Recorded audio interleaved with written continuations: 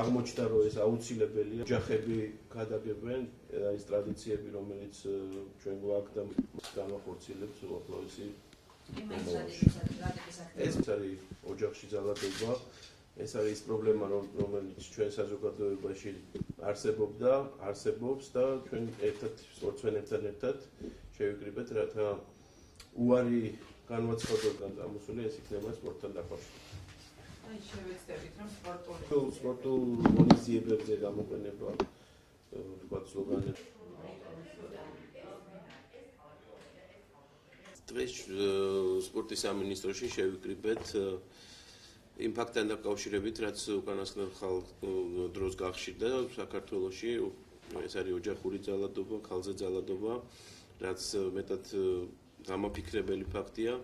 გულშემატკივრებში და საერთოდ საზოგადოებაში ჯანმრთელი და სრული ჯანმრთელი და ფიზიკურად ჯანმრთელი ადამიანი მუდამ სამაგალითო იყო, ამიტომ სპორტსმენებთან ერთად ამ აქციის დაწყება მნიშვნელოვანია. ვერთებით ამ აქციას ზოგადად გმობთ ძალადობას, განსაკუთრებით ძალადობას ქალების მიმართ და საერთოდ ჩვენ ქვეყანაში სადაც ტრადიციულად ქალი უმაღლეს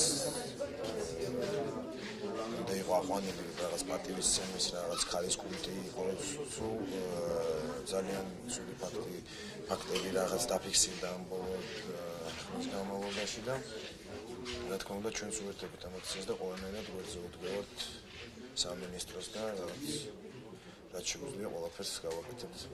პირველ რიგში როგორც ჩემი ქვეყნის მოქალაქე ვეწინააღმდეგები აბსოლუტურად ყველანაირი სახის ძალადობას რაც კი არსებობს, მით უმეტეს ქალთან ძალადობას, ასე რომ ოჯახურ ძალადობას.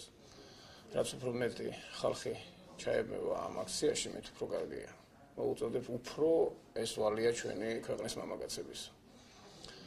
ასე რომ მოხარული ვარ ესეთი რაც უფრო მეტად გახმაურდება ეს თემა, რა თქმა უნდა მით უფრო კარგია, ასე რომ მე მაქსიმალურად ვიქნები ჩაბმული რითიც შევძლებ. ყველანაირად ვერთებით ქალთა მიმართ ძალადობის წინააღმდეგ და ყველანაირად ვეცდებით რომ ეგეთი რაღაცა აღმოხდეს საქართველოში, რაღაც აქციები იქნება საქართველოში და რაღაც ჩაატაროს სამინისტრო, ყველანაირად დავეხმაროთ და გვერდში დავუდგებით.